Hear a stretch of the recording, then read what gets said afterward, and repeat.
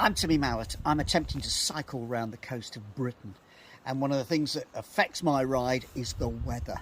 And the weather is often a conversation around Britain, and it's always been a conversation at our table at home. And that's because in the Second World War, my mum was involved in weather forecasting for D-Day.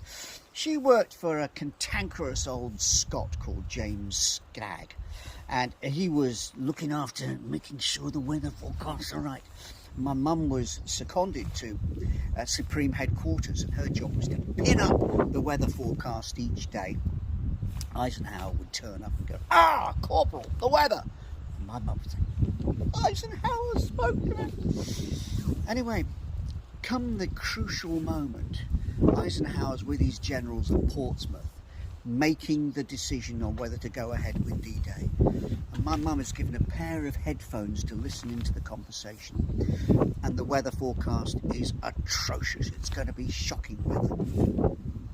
Except a young meteorologist said, just a moment, there's a ridge of high pressure building over the Azores, and that may or may not give us something like 12 hours of good enough weather to launch the attack.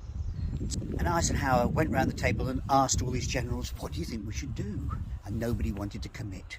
Finally, he says, "Gentlemen, we'll go." My mum takes off the headphones and goes, "I just heard history."